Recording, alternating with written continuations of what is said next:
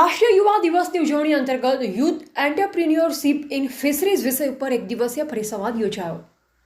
Centre of excellence in aquaculture Kamdhenu university Ukai કેન્દ્ર દ્વારા રાષ્ટ્રીય યુવા દિવસની ઉજવણી કરવામાં આવી હતી, જે અંતર્ગત અત્રેની કચેરી ખાતે યુથ એન્ટરપ્રિન્યોરશિપ ઇન ફિશરીઝ વિષય ઉપર એક દિવસીય પરિસંવાદનું આજરોજ આયોજન કરવામાં આવ્યું હતું.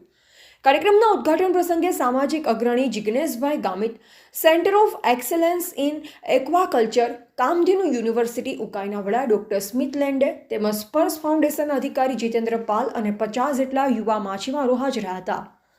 સદર કાર્યક્રમ દરમિયાન ડોક્ટર સ્મિથ લેન્ડ દ્વારા યુથ એન્ટરપ્રિન્યોરશિપ ઇન ફિશરીઝ બાબતે માર્ગદર્શન પૂરું પાડવામાં આવ્યું.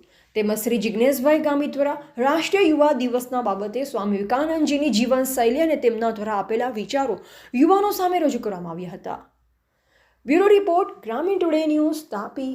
આજે centre of excellence in aquaculture Ukai કેન્દ્ર દ્વારા રાષ્ટ્રીય યુવા દિવસની ઉજવણીના ભાગરૂપે આપણે youth entrepreneurship in aquaculture and ફિશરીઝનું એક તાલીમનું આયોજન કરવામાં આવેલ હતું. એમાં આ વિસ્તારના 50 જેટલા યુવાઓ મને પરિસંવાદમાં ભાગ લીધેલો હતો.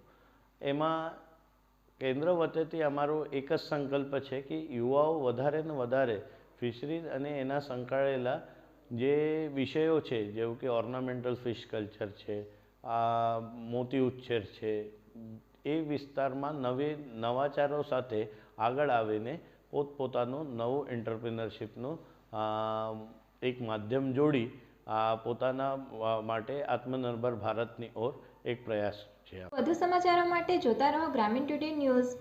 ગ્રામીણ ટુડે ન્યૂઝને લાઇક, શેર અને સબસ્ક્રાઇબ કરો.